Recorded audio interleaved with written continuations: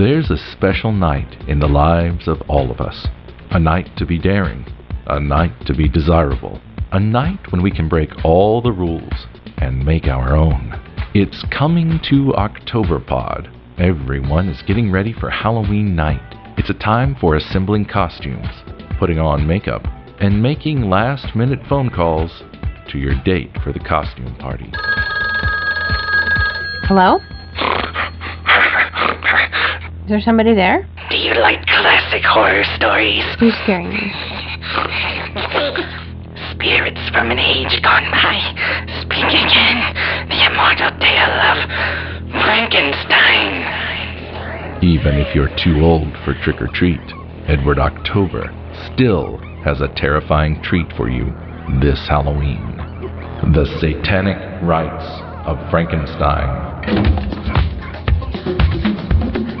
This Halloween season, Octoberpod presents 4 terrifying new visions of Mary Shelley's immortal classic, Listen to the Satanic Rites of Frankenstein, a special Halloween event presented by Octoberpod AM. Your very soul may depend upon it. Starts playing Tuesday, October 15th. Listen to Octoberpod AM on Spreaker, YouTube, or wherever you get podcasts. Check local listings.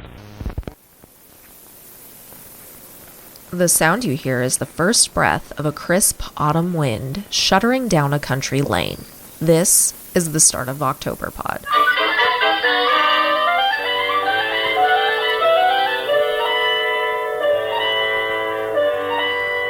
Good morning, spooksters. I'm Tara Voshell. You may know me on social media as the Spooky Sleuth, as co-host of 3 Spooked Girls, or from my many guest appearances on Octoberpod. Today, I'm taking over the hosting duties from Edward October, who has his hands full at the moment. Spooky season will soon be upon us. You can almost feel it trembling in your hand, and for that reason, these final days of summer are busy ones indeed. As we speak, Ed is hard at work at this year's Halloween special, and it's sure to be a classic of the indie horror podcast medium. He's also busy getting the Octoberpod Ranch ready for apple-picking soirees, late-night bonfires, fancy dress balls, pumpkin carving potlucks, Ouija board happy hours, and boozy hangouts for telling ghost stories beneath ashen skies at twilight. And so, he asked me to introduce this episode of Octoberpod. Ed's been calling this episode the Intermission Show. That's because we've harvested a bumper crop of Octoberpod's best nonfiction segments, usually heard during the show's intermission. And each one is either a deep dive or a toe dip into the inky waters of Edward October's horror and horror-adjacent pop culture obsessions. Between each of these segments, you will hear some all-new, never-before-heard bloopers, outtakes, and additional content from Better Know a Giallo. If you missed that episode, be sure to give it a listen. It's a hilarious game show episode with a very specific subgenre of horror films from Italy. You'll hear Becky, Tash and Emma from Spine Chillers and Serial Killers, Jen and Cam from our True Crime podcast, and Rollo, the possessed ventriloquist dummy, voiced by Tom O'Connor from Madison on the Air, in outrageous clips that were too hot for the initial broadcast. I'll be back around the mid-roll to tell you more about the Halloween treats Octoberpod has in store for you this spooky season. Until then, roll the clips.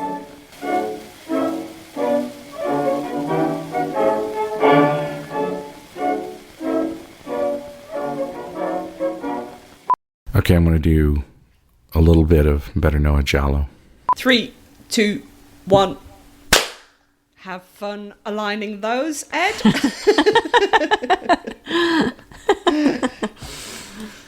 Team Spine Chillers is in the lead. You are going to fucking... We better win, Brett. You better make it so we win, Edward, or else we're going to come get you. We're going to come get you, Edward. But you make sure that they don't hear this, those other people. Do not say that we talked to you. We'll give you money. We know who your favorite is. Come on now. You tell us the number and we'll write it down on that check. And as We'll long just as it's not over $5, you've got across it. the table, just silently, like it's a lot. You've got of it. money. You got it. Come on, Edward. Please make us win. Please. We'll record everything. Just make us win. Because we are not a smart podcast. No, We're not, but personality carries us. Let's be honest. Thank God. Do we need to do this one again? They're so ugly they have to have the personality to pay it off. That's us with the podcast. It's true. He'll probably play the audio. And we've heard the audio. We played it before, right? What audio? The next one is the audio clip. Oh, I didn't know we moved on. Sorry. Yeah. Okay. Sorry. You're in your head, Jen. I am. No, time. I'm telling you, I'm tired. I've got like 4 hours sleep last night. And the night before that, I got around the same. I'm exhausted. I need to get some drugs.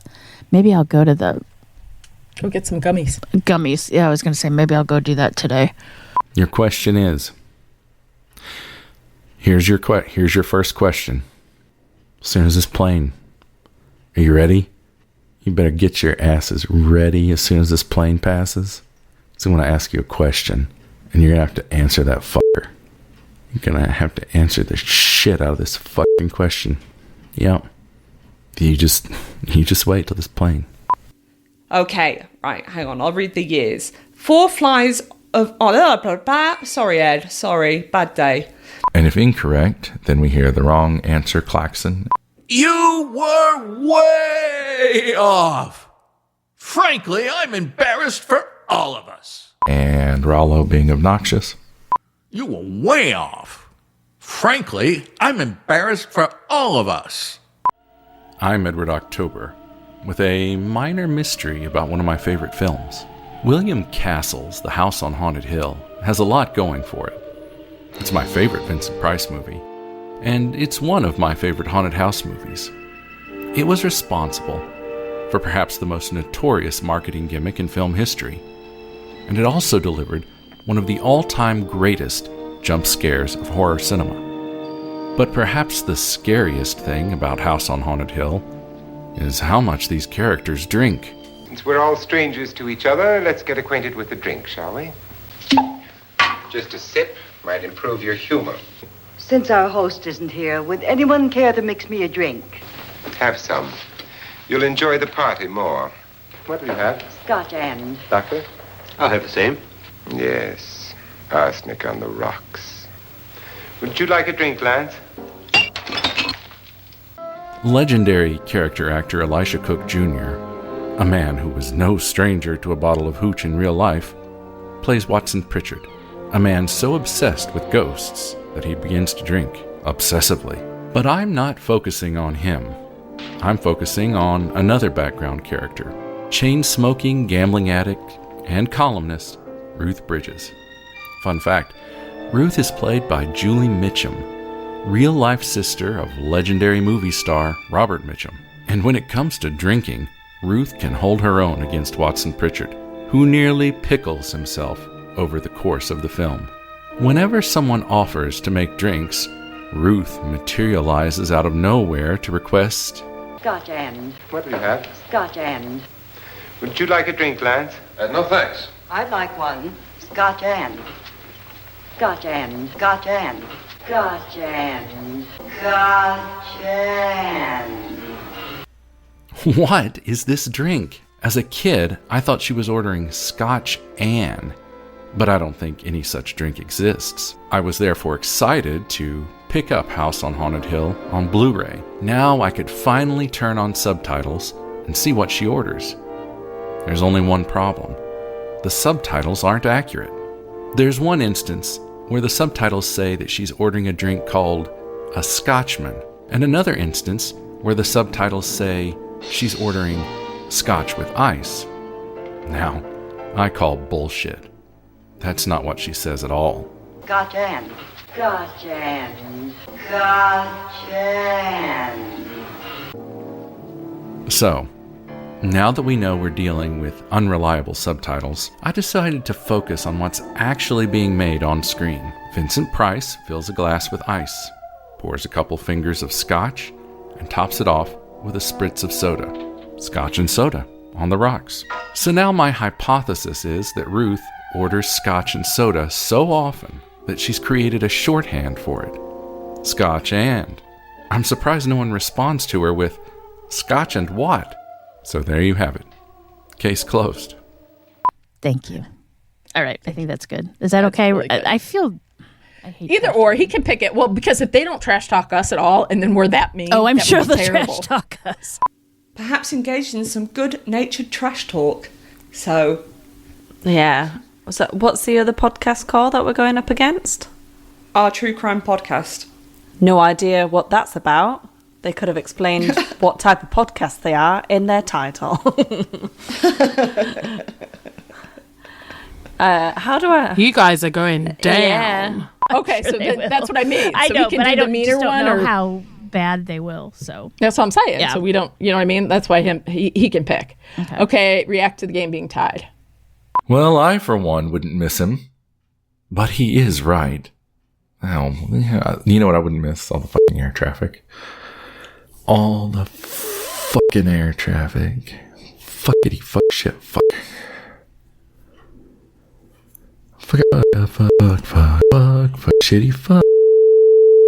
Fuckity fuckity fuckity fuckity fuckity fuck.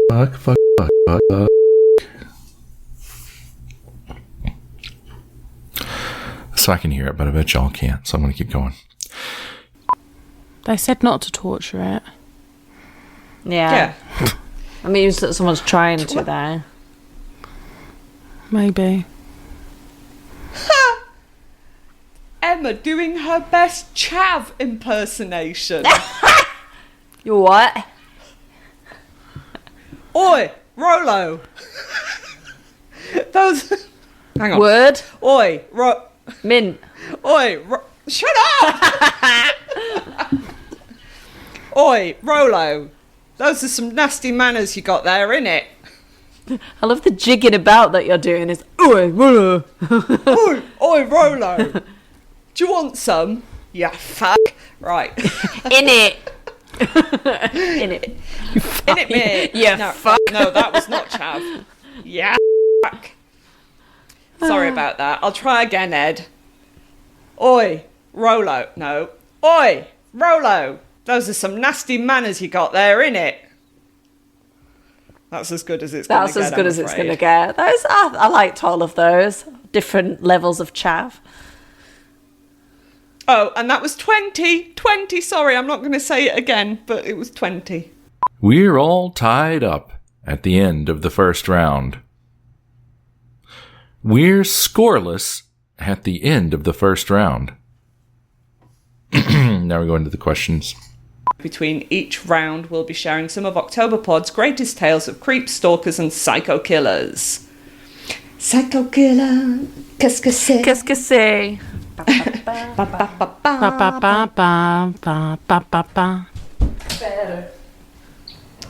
Run, run, run, run, run, run, run away. That went on too long. Please cut some of that out.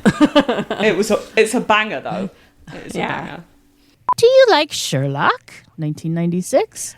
No, they don't like Sherlock. They like Hitchcock. Oh, though. I like Sherlock, so I like that one better.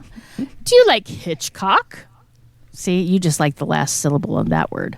1996. And the creative professions are the jazz pianist, film student, and mystery novelist or violinist, whatever. Does it have to be Italian? Because Psycho would... Psycho's an American film, isn't it? It is. Oh, no, but it's it American would go Psycho. I don't know. Giallo. Psycho 3 Giallo. 3 chimes. If incorrect, Rollo is obnoxious. 25. 3 klaxons. W-R-O-N-G spells fucking wrong. W-R-O-N-G spells fucking wrong. Fucking wrong. Fucking wrong. Francis Lederer.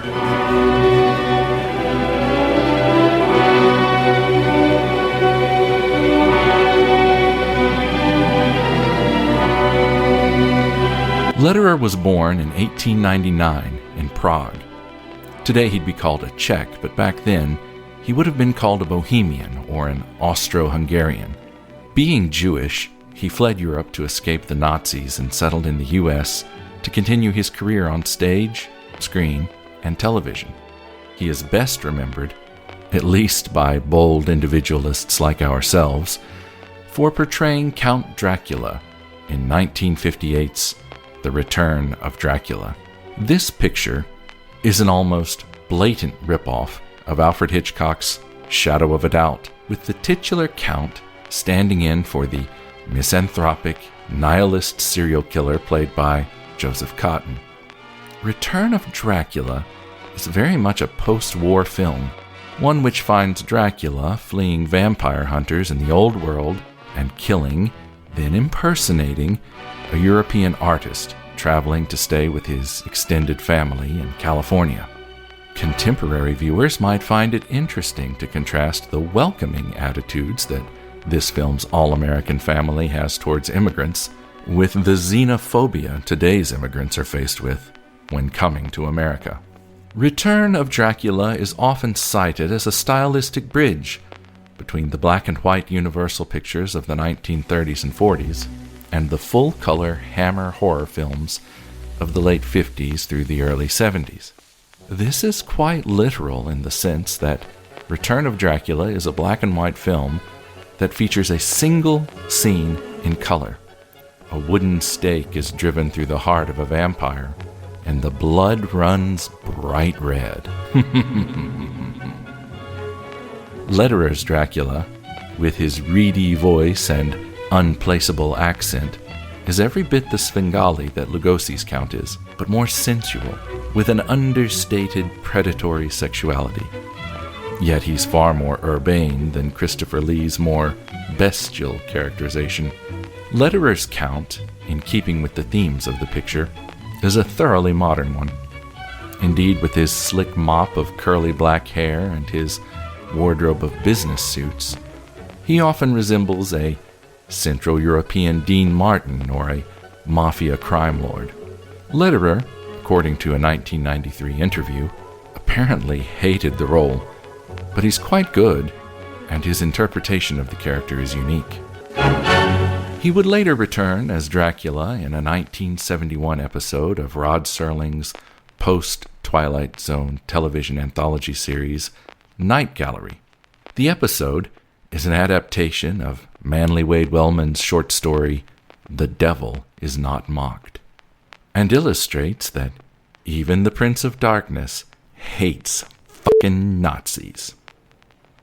Lederer devoted the latter years of his life to community service, philanthropy, and teaching drama. He died in 2000 at the age of 100, ending a life which, not unlike a vampire, spanned 3 centuries. Requiescat in pace. You must forgive my servants and our primitive Transylvanian customs. If it's any consolation, General, this is the headquarters of the Secret of Assistance. And I am its proud commander, Count Dracula. Do you want to read it? This crime exploitation movie genre, also popular in Italy, is very similar to the giallo. I can't wait to look all these up, by the way. I told you I'm going to try to watch some of these stuff. Telefoni Bianchi. I was just going to say, we're going to Bianca? get really good practice with our Italian language lessons that we've never had. We just need to go to Italy now. Maybe that's our next trip for OTCP. Italy. Okay. Italia. Go ahead. You read off those. I'm thinking here. Poliziotischi. Roman Policier, or Questori. Look at you. I know. Have you been taking Italian lessons and not telling me? Almost like I'm bisexual. Nope, you're not. Nope. Whatever. Bilingual. Yeah, your Italian is coming so. I it's know. coming along so much better. I think I'm ready to go overseas. Question 1. Yeah, for sure. I know. I think I'm a quick learner. Oh, you're quick, all right. Yeah, not as quick as Rollo. Speaking of which, you're next. Question. Former James Bond, George Lazenby,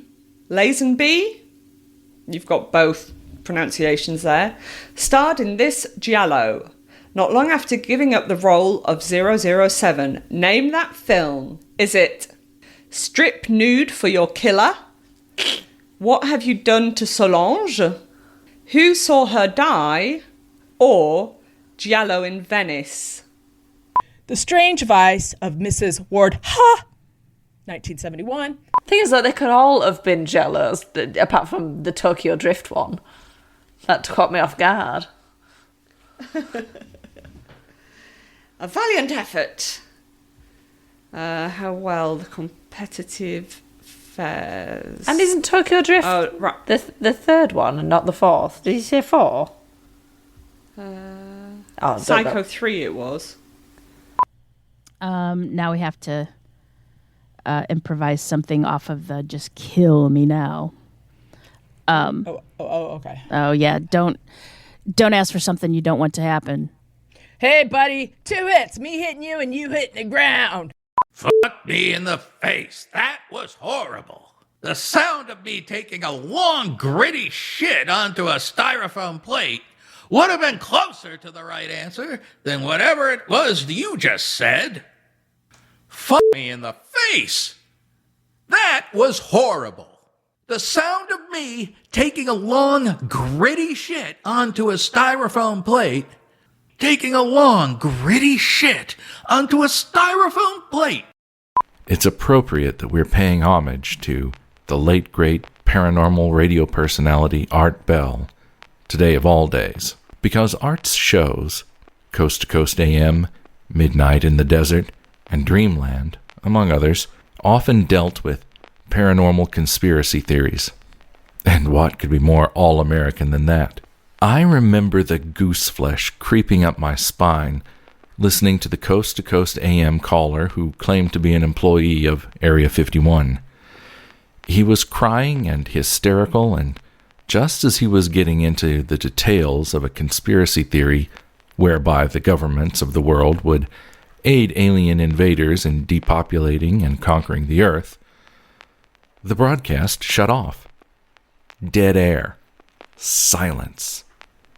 It was as if the powers that be didn't want that tale to be told. Today, conspiracy theories are rampant on Reddit and social media.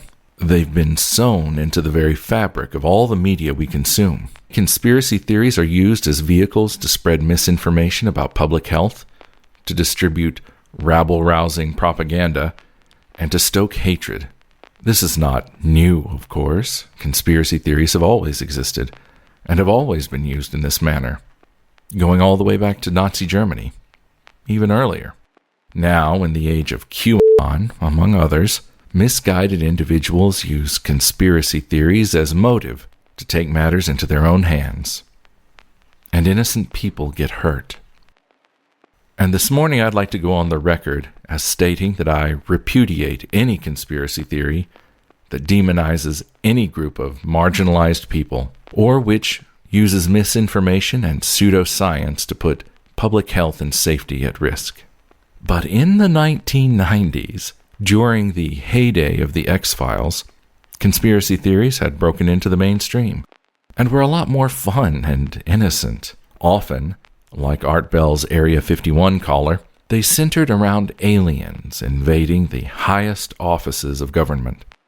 Honestly, given today's climate, the thought of aliens holding the levers of power sounds almost preferable to... But I digress. Art Bell's popular radio show was no doubt a precursor to the hateful conspiracy mongers who thrived in the wake of Columbine and 9/11, planting seeds that would eventually blossom into Alex Jones and his ilk.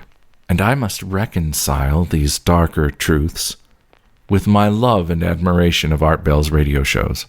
As a fan who consumed them as entertainment, and as a creator inspired by them, I'm deeply conflicted by what Art's legacy has become. So, permit me to bring this discussion back to the good old days, when you could bring your radio under the covers and listen to Art Bell with his callers and guests, spinning yarns about aliens, Bigfoot, the Antichrist, Chupacabra, the Jersey Devil, and, best of all, ghosts. Real ghosts. Monsters do have their place. In the zoo, in your nightmares, in the deep, in your favorite horror movies, but not on your phone during an ad break. Politically motivated interests are seeking to influence you through the ads placed on this podcast.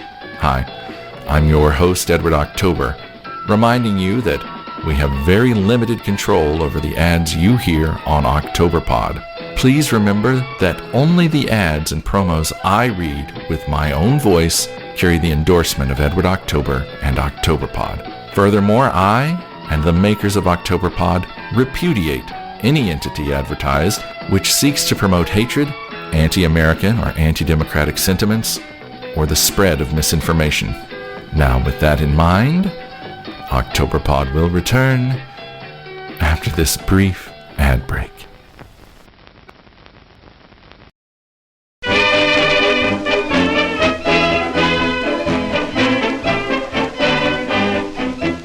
Hello again, spooksters. It's me, Tara, and I'm filling in for Edward October, who's off doing spooky boy shit. Now, since the days of the ancient druids, Halloween has been a special, even sacred time of year. Now, Halloween is a time for fun, food, and thrills. It is, first and foremost, a holiday for children. But for adults, it's a holiday of nostalgia, when we indulge the child deep inside our souls. Halloween is also a time for whistling past graveyards on chilly autumn strolls, and taking the piss out of death. At Octoberpod, we know that for a Halloween special, no ordinary horror story will do. Halloween is a time where the old stern classics must be given a voice. That's why I'm excited to announce that this year, Octoberpod will be presenting its first ever adaptation of Mary Shelley's immortal classic, Frankenstein. And Ed promises that this will be unlike any vision of Frankenstein you've ever heard before. It was written and performed by a who's who of some of your favorite indie creators, and promises to be the crowning pleasure of your Halloween celebrations. But that's only part of what Octoberpod has in store for you during this spooky season. In the coming weeks, you'll also hear true ghost stories, tales of mad science, an interview with 2 real-life witches, and a special Halloween collaboration with Madison on the air, which allowed Edward October to play the part of one of his idols. In fact, this old-timey radio personality helped inspire the host persona Ed developed for Octoberpod. I'm sure you won't want to miss any of it. But before we continue with the second act of Octoberpod, Ed wanted me to remind you that he will return in 2 weeks with more true-ish, and classic tales of horror and the paranormal. And if you'd like to hear more from me, you can check out my show, 3 Spooked Girls, anywhere you get your podcasts, and also on YouTube, and follow me on TikTok as spooky_sleuth for all of your true crime and spooky podcast needs. On behalf of Edward October, have a spooktacular spooky season, spooksters. Now, on with the show.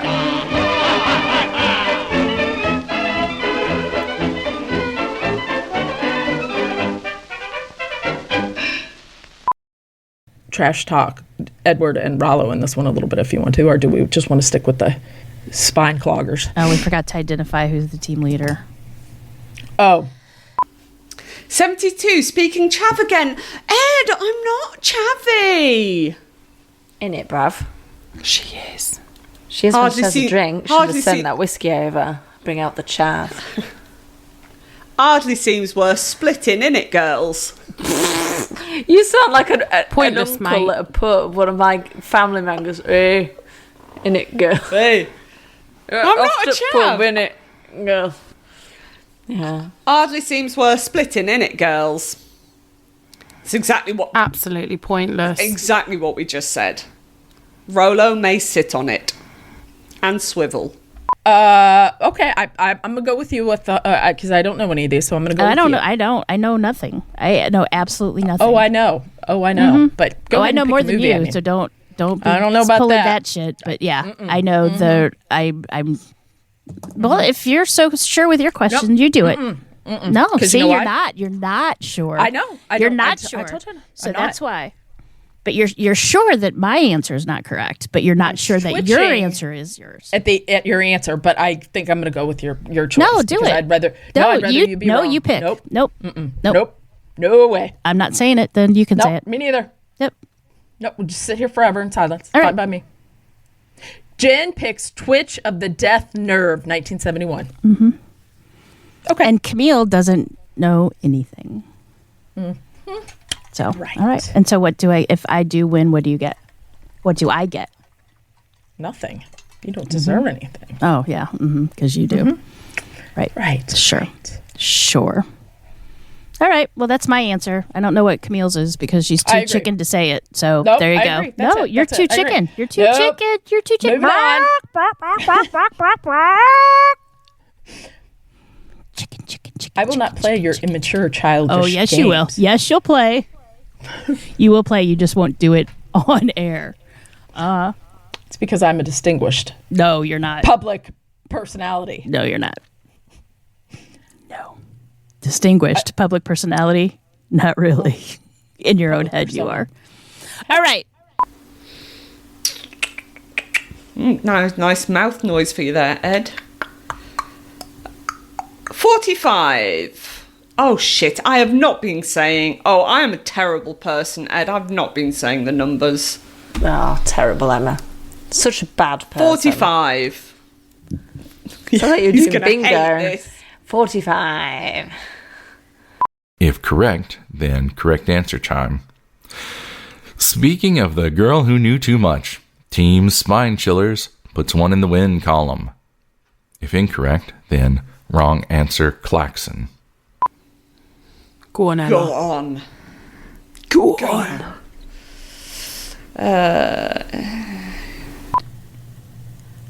Oh, keep it up, Rollo. You're going to end up on my shelf with all the other doll heads.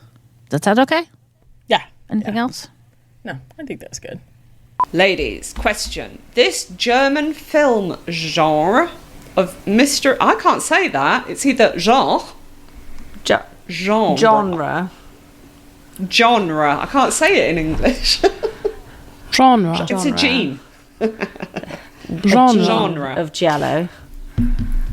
So this German film genre of mystery horror detective thrillers inspired by the atmosphere, crime and mystery novels of Edgar Wallace are sometimes cited as a cousin or of a precursor to the Giallo film.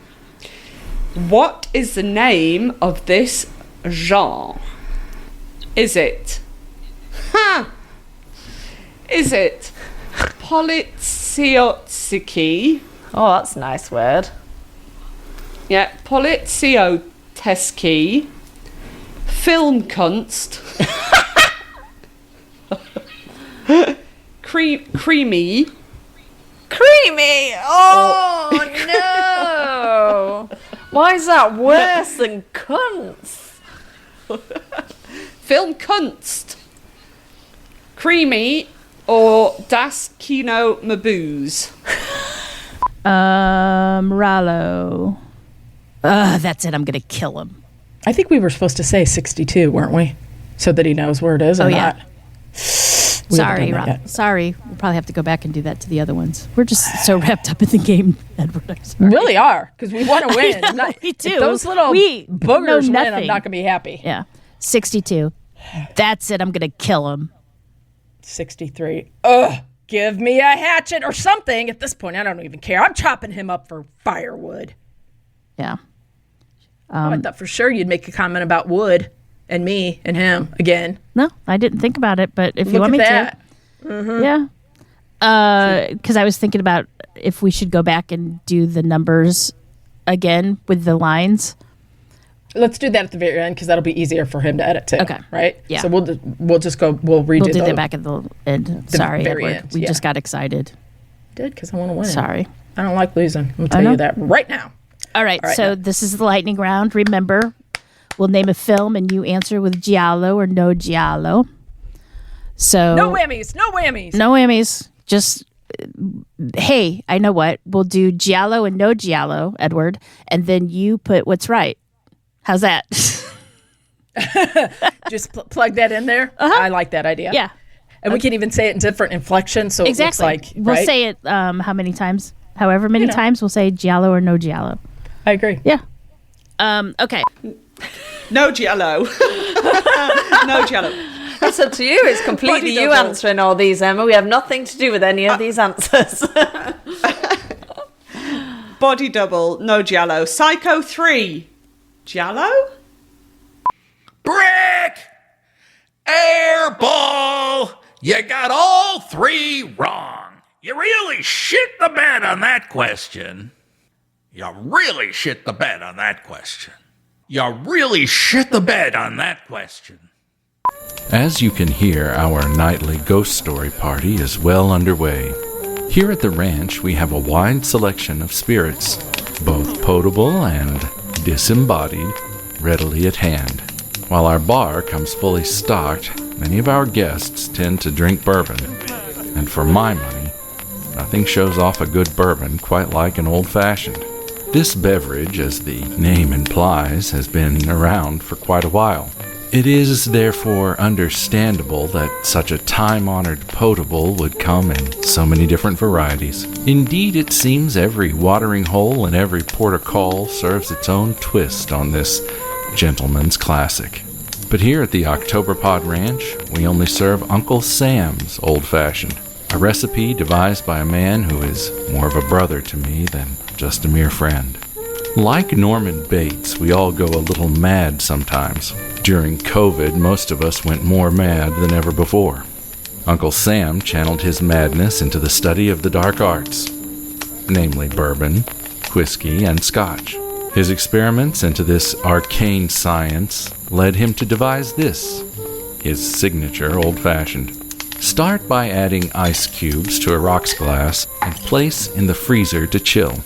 In another glass, add 3/4 of a teaspoon of sugar to 3 tablespoons of water and dissolve. Then to the sugar water, add 1 drop orange extract, 1/8 of a teaspoon each of Woodford orange bitters and Woodford spiced cherry bitters, 1/4 teaspoon of Angostura bitters, and swirl.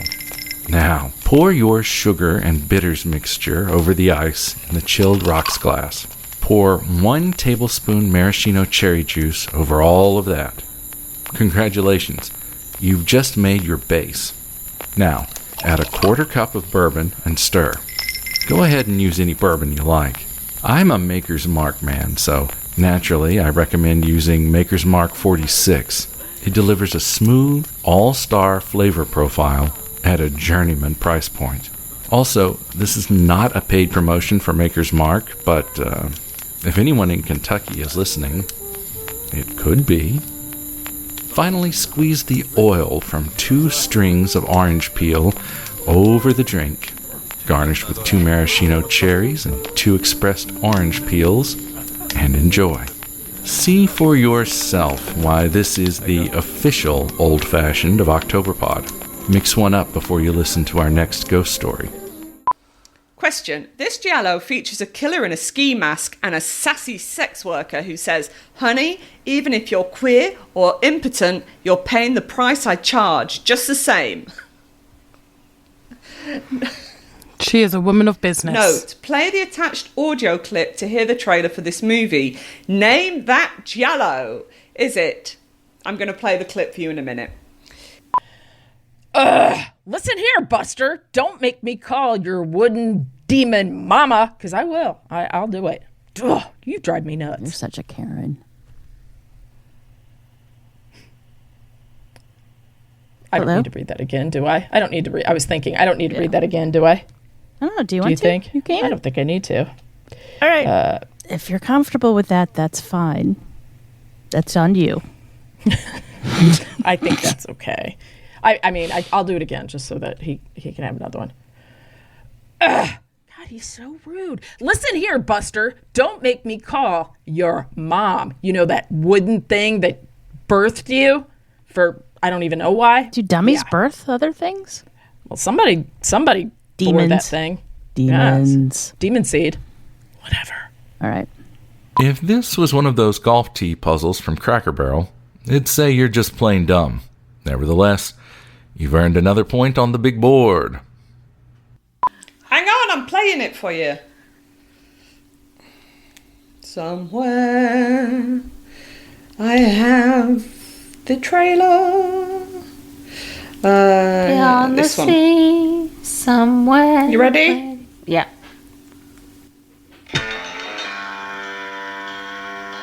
Now, from Cabo Ponte, the man who brought you Dr. Zhivago, comes a totally new motion picture experience. A journey into the bizarre, terrifying world of the psychosexual mind. A gripping motion picture about a killer's perverted hunger aroused to an animal frenzy.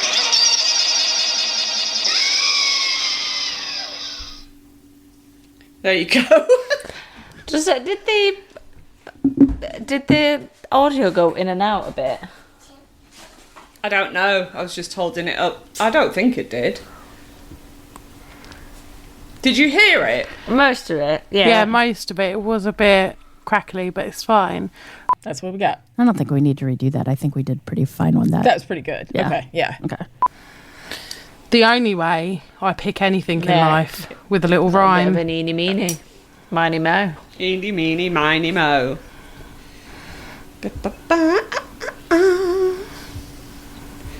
If this was one of those golf tee puzzles from Cracker Barrel, if this was one of those golf tee puzzles, if this was one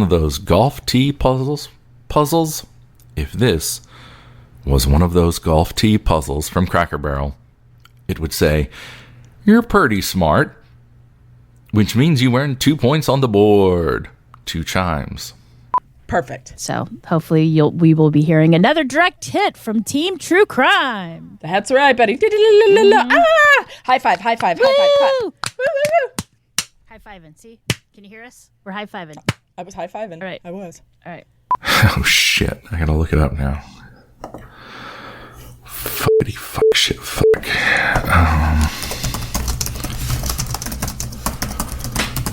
And I'm sure our True Crime Pod are very lovely people that would possibly be friends of ours, but they're still going down. Not today. Not today. Is that too mean, Edward? I feel so bad because you're so nice. And I don't want to come off like a major see you next Tuesday. You know what I mean? Okay. Well, let's do the tie one, and then we'll go back and do 3 more of these. We'll make it a little bit easier. We'll just make snide comments, maybe, like under our breath, kind of. You know what I mean? Oh, I don't know how to like be like you did halfway. It. Well, you're like, oh wow, congratulations! They cheated. You know what I mean? Yeah. And they'd be like, shh, Jen, you can't do that. You know what I mean? Like, we'll be. Well, should we just go back and do that now so it doesn't get too let's go back confusing? because I'll get another one. Yep. Let's just go back and do the loss first. Yeah. Here's another take on the loss. Mm-hmm. Congratulations. Yay. I'm so happy for you. That's awesome. Yay. I think they're treated. I think we might need a photo finish on this because I don't know. Hey, Rollo, can you get my agent on the phone? Can you, I don't think this is correct. Is that something in her ear? Is there I don't know. They had to have cheated. They had to. I know. You know they looked all these up before us. They couldn't get into the Edwards head like we can. Team Spine Cloggers, you guys are great. You deserved all of this. I hope you get a great So proud of prize. you. Yay. I'm so happy for you. Okay, that's better. That's a little bit better, right? Yeah. Okay, and then we got to do the I love our win because that we better win too. So now we're going to do if we win. Here we go. You ready? Uh-huh.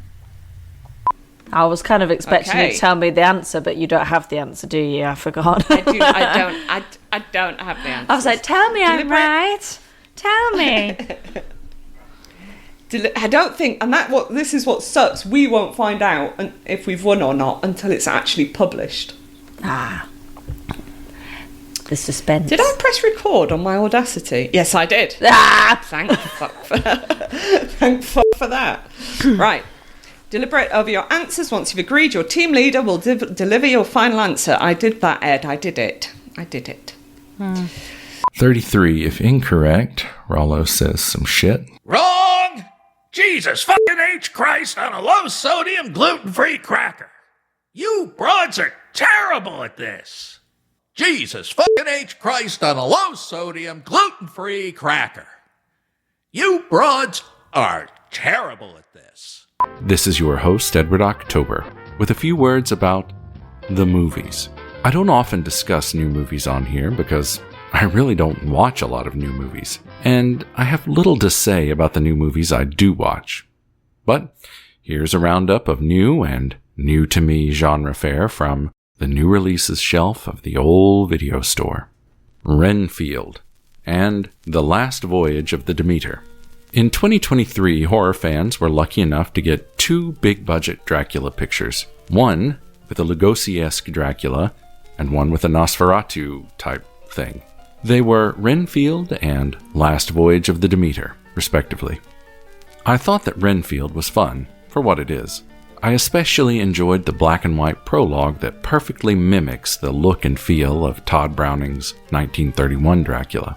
Though Nicolas Cage's Count has drawn comparisons to Lugosi, he feels almost more akin to Carlos Villaria's bug-eyed Conde Dracula from the Spanish-language version of the 1931 film.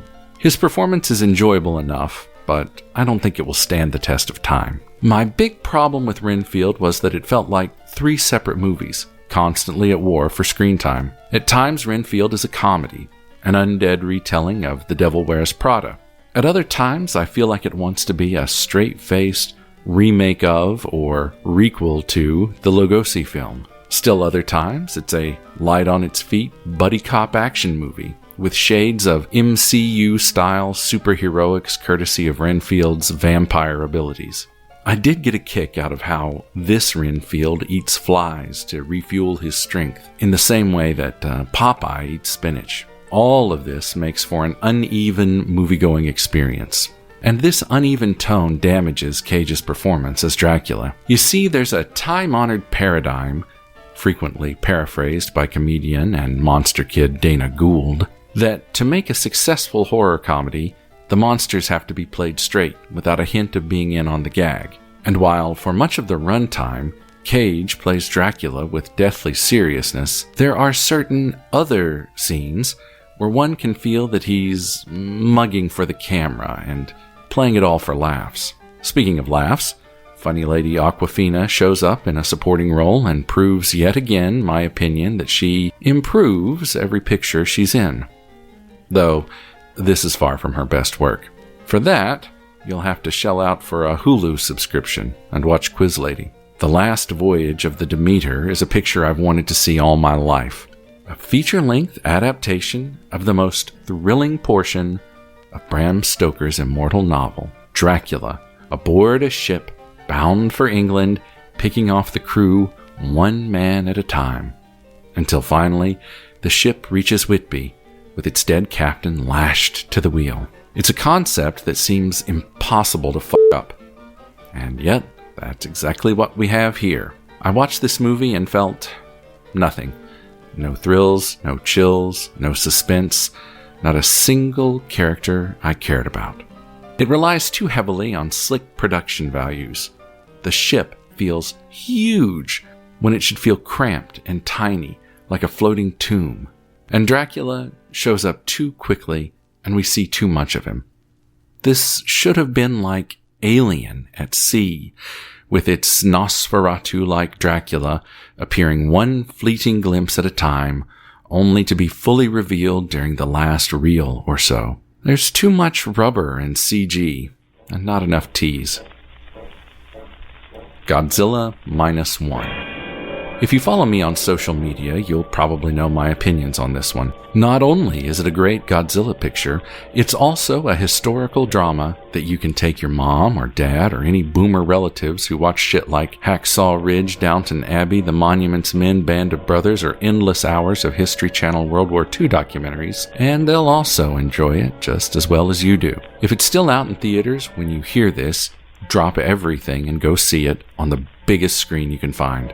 My fingers are crossed that the upcoming black and white version will also get a wide U.S. theatrical release. It should. God knows the other versions made plenty of money. The Hateful Eight, Extended Edition. I'm not going to argue that this is anywhere near being a new release, but it's a recent revelation to me. Though I will argue it is indeed a horror film. At the very least, it's a paranoid thriller. One might even go so far as to call it a Wild West remake of John Carpenter's The Thing. Minus the thing itself. Kurt Russell's casting and Ennio Morricone's score, as well as unused tracks lifted directly from Morricone's score for The Thing, are among many deliberate nods to the Carpenter film. I watched the theatrical cut years ago, enjoyed it at the time, and mostly forgot about it. Sometime later, Quentin Tarantino added about 30 minutes of extended content, padding the runtime to about 3.5 hours. And Netflix released this cut as a 4-part miniseries, with each episode clocking in at just over 50 minutes. I sat down one night to watch the extended version, expecting to be lulled to sleep in the first episode by the teacher's edition of an already talky film, but found myself hooked and unable to turn it off until I'd binged the whole thing in one sitting. In most cases, particularly with thrillers, a picture benefits from a tight runtime, especially if written and directed by a filmmaker as self-indulgent as Quentin Tarantino. But somehow, the added runtime and miniseries format, each episode begins with the same longish title sequence, which I skipped only once during my binge, improve the material, giving the performances, dialogue, and character beats more time to breathe, and giving viewers opportunities to catch their breath and reflect on what they've just watched. This extended edition is, surprisingly, to me anyway, a superior product. This, by the way, is closer to the type of picture Last Voyage of the Demeter should have been. Moody, claustrophobic, suspenseful, and driven by smart dialogue, not hollow, flowery speechifying. My grandma could have done better than that. And she's been dead these 100 years now. My grandma could have done better than that. And she's been dead these 100 years now. Sloppy drunk slurring. Well, numbnuts, you see, if you watch as much giallo as me and you'll notice that a lot of them have one thing in common. You'll almost always see a bottle of J&B Scotch whiskey somewhere in the background, or maybe somebody's pouring a few fingers of that sweet golden liquor for one of the characters to enjoy, and that's your prize, a bottle of J&B Scotch whiskey on us, so you can party like the future victim of a black-gloved killer. Woo! 68, wonderful, but where is it? The drunk puppet, the demon puppet is drunk? Well, what happened was I went to the back to get the bottle and the show was starting to bore the fucking shit out of me. So when I found the bottle, I thought I'd have a little nightcap to help me power through your dumb fucking stories. And well, the next thing I know, the bottle's empty, but it's a beautiful bottle. I'm sure it'd look great displayed on a bookcase or mantle. I think I'm gonna puke. Blech. Violent vomiting. 56. There you go. Did we already do the? Did this when we started getting? I can't remember. Let's just go ahead and do it because I can't remember. Okay. 62. That's it. I'm gonna kill him. 63. Give me a hatchet or something, anything, and I'm gonna chop him up for firewood. I'd prefer to hump a splintered piece of wood. Ouch. Ooh. Yeah, but was it dry? No, let's take that one. Dry wood or wet wood. That's no, that they can't put that in 'cause that's a running joke on our podcast, which you must come over now and look at. Listen to even. You must. The jolly will be the jolly. That's right, Rollo. The jolly will be questioning you. Are you kidding? I mean, congratulations, Team Spine. This is fucking rigged. Cloggers? It was rigged. That our agents told us that we would win this. I don't understand. It's goddamn Edward. Be a gracious loser. Or I gracious probably loser. shouldn't say God. Damn Edward. But I whatever. I think we're going to need a photo finish on that because if I'm not mistaken, I could see them wording things. And if I'm not mistaken on this, I think one of them had an earpiece in. I think they have somebody on them, on the outside. I think they cheated. I wouldn't put it. They're nice. They're nice ladies, but I think they cheated. But whatever. I mean, congratulations to them. Yeah. They've got my congratulations. Oh, whatever. They've got my Congratulations. We need to get our agents on the phone. This is unbelievable. Unacceptable is what it is. It is unacceptable. Losers. Was a draw. React to the game being a tie. After 3 rounds, feel free to trash talk the whole game and how pointless it was. Okay? Well, I'm glad we all spent our time doing that for us all to come out the same. Thanks once again, Ed, for wasting our time with yet another pointless game. Harsh. Catty. I'm going to say great minds think But alike. fair. So there we are. We're all winners here, and we're all losers too. Just all mediocre nothing. Hey, you know what they say? It's not how you play the game. No. It's fun. You need to have fun. Hang on. It's not about winning. It's how you play the game. It's about taking part. It's about taking part.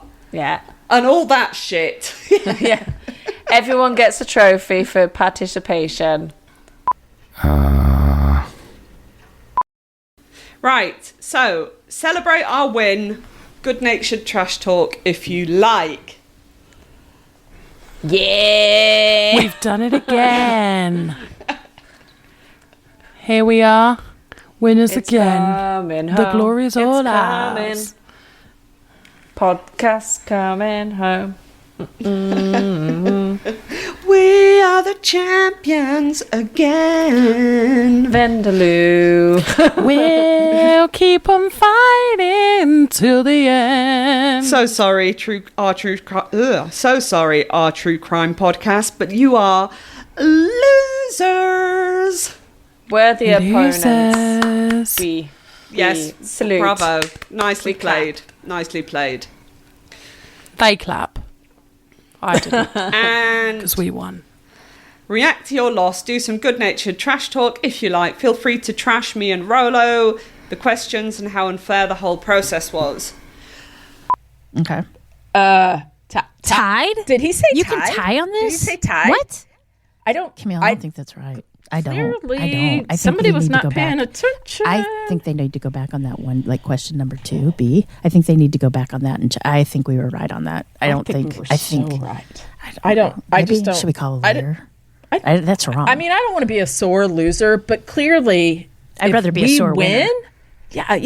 I mean, yeah. No, why there's play the something wrong. game if you're not going to go home a winner? No, maybe. Right? Maybe Go Rollo home has a or crush go on one of big. the spine I mean, chillers. go big or go home. Yeah. Oh, there Yeah. it is. Mm-hmm. He's Playing playing favorites. favorites. Yeah, it has to be. But I swear, we need to. When we go home, we need to figure out this. Yeah, but we're going to figure it out and get it, because I don't think that's right. Well, and even if it is a tie, why in the hell didn't they have a stupid tiebreaker? Tiebreaker. Thank Hello? you. We just wasted a whole afternoon. Come trying on. to figure out how to speak I Italian. got up early for this. I didn't brush my teeth. Thank God, Screw because I would have Edward. been really Jesus. mad about that. Jesus, play Edward. favorites. Come on, use your head. Use your fucking head. I think that's okay. Oh shoot! Sorry, Edward. He can.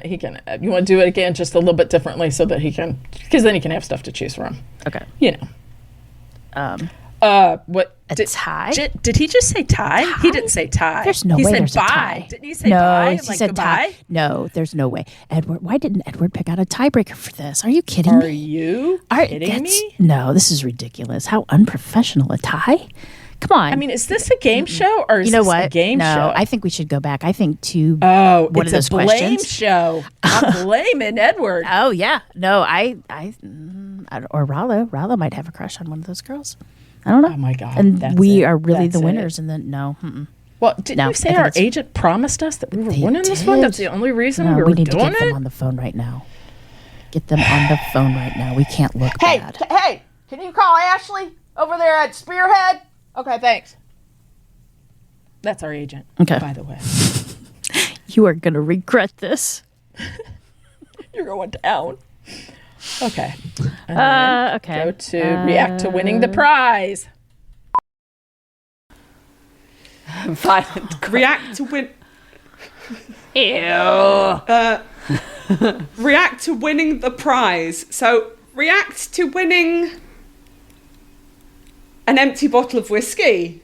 Woohoo! I'm just gonna say you can keep it. Yeah, just keep it. Keep it. Yeah, it's a lot of for sure. posters and packaging just for an empty bottle. Keep it on your shelf and think of us. Or give Rollo another 2 bottles, so at least we could have 3 empty bottles and have 1 each. Because I can't see how we can split 1 between 3 of us. We can't. We can't. So, Rollo, shove it up your arse. Indeed. Yeah.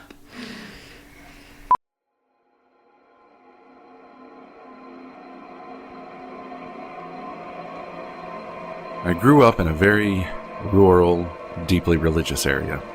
A small town bound by mountains to one side and a good-sized river on the other. I grew up in an age before the internet and fed myself on a steady diet of B-movies and VHS from the local mom-and-pop video store. It was during the height of satanic panic. There was no Snopes to consult for fact-checking. All the contemporary lore I'd heard came from the mouths of other school children. These tales were therefore taken as God's truth. Now, keep in mind, in this community, the devil is no metaphor.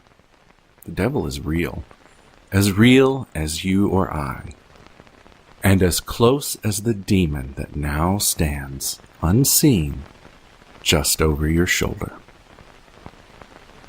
Churches held regular tent revivals where dynamic young preachers would guest lecture on the very vividly described nature of hell. Preachers who, in their zeal to save souls, came off as having more faith in... But I digress. Every Halloween, stories began to circulate about the Black Church. The story goes that on a mountain near our town, I won't name it, there's an old, abandoned, one-room church that's been taken over by a satanic cult. They painted the walls black, thus the name, and vandalized the remains of the altar and anything containing scripture or images of Christ. At these black masses, the cult would play satanic heavy metal music. Now, this little detail may sound corny today, but to middle school kids who were told that AC/DC stood for After Christ the Devil Comes, and KISS stood for Knights in Satan's Service, this detail rang true. The Black Church cult was blamed for all sorts of dreadful deeds of darkness, like stealing house pets, especially black cats, burying them up to their necks and running over them with lawnmowers. Most terrifying of all, we were told that on Halloween night, they'd round up all the blonde-haired, blue-eyed boys they could and sacrifice them to the devil. This always sent kids into a panic, especially blonde-haired, blue-eyed boys. One year, the hysteria reached a fever pitch. So many kids were upset that the guidance counselor called an emergency assembly to tell the kids there was nothing to fear. The nurse's office was full, and several kids had to be sent home early. As an adult, it's easy to see that the story is nonsense and probably cobbled together from dozens of other similar urban legends. Still, whenever someone disappears in the woods while hunting or fishing, or if a body turns up on a local trail, which is not uncommon, it's hard not to wonder whether they ran afoul of the Black Church cult.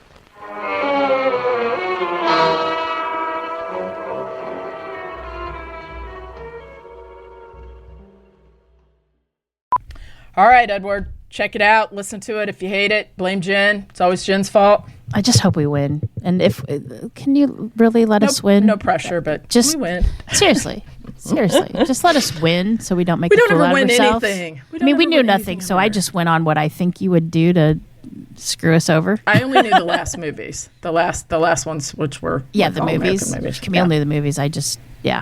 So I just went with how I went through school, and I was a total C student. So otherwise, also make us look really good. I did get A's in music, but that's it.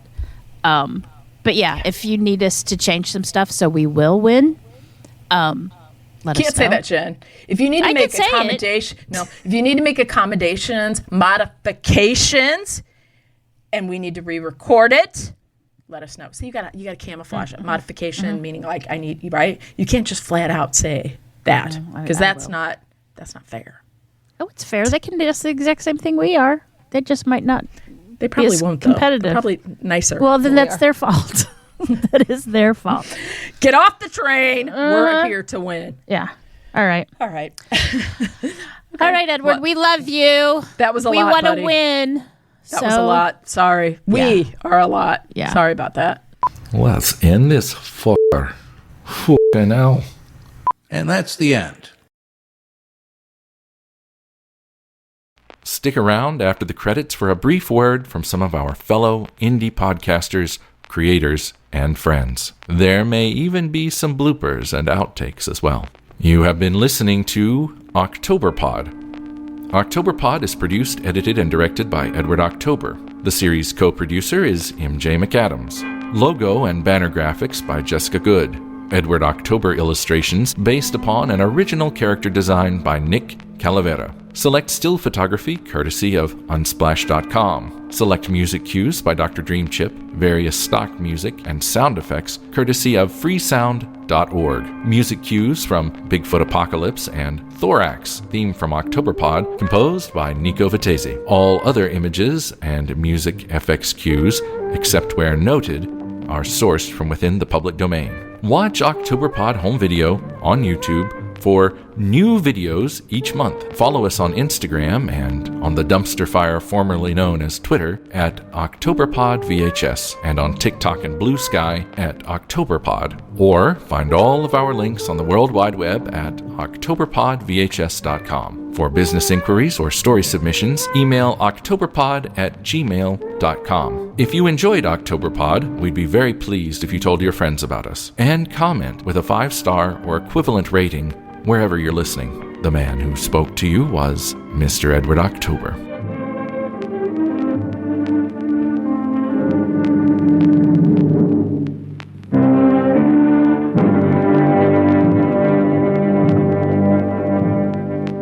Hello friends, are you feeling down? Do you need a pick-me-up? Well, look no further, for I have the solution. Just go to your nearest podcast store and pick up a box of Backlit Cinema, the podcast. That's right, folks. Backlit Cinema, the podcast, will cure what ails you.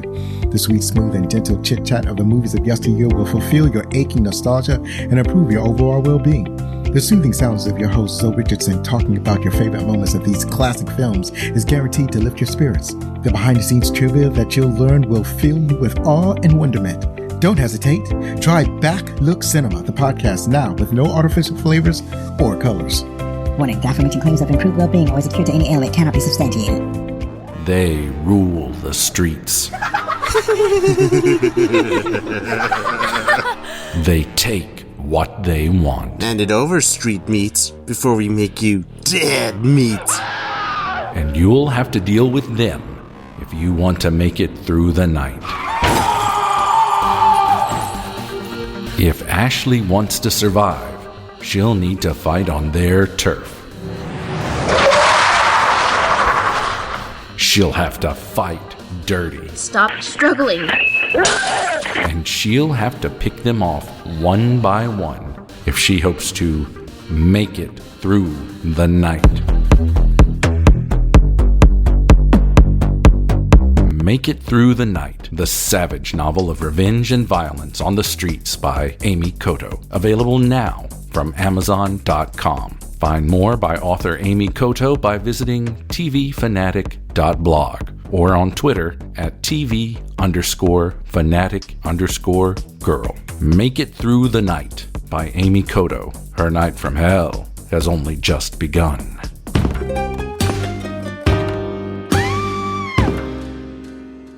Hi, I'm Sean McCabe. And I'm Carrie McCabe. We are, well, married, obviously, but we're also obsessed with the darker side of things. True crime stories, alien abductions, poltergeists. If it leaves you scratching your head and keeping those lights on at night, we want to hear about it. That's why we host the podcast Ain't It Scary with Sean and Carrie. Every week, we bring our listeners a true story guaranteed to send chills down your spine. From history's most brutal serial killers to the mystery of spontaneous human combustion. Yep, lots of these stories leave unanswered questions behind, and you'll get to poke through the rubble of the evidence with a hardened skeptic and someone whose mind is more open to fun. Yeah, that's what I was gonna say. The show really feels like just kicking back with us at home and chatting about monsters and tragedies, but having a few laughs along the way. Just like we'd be doing if the mics were off, frankly.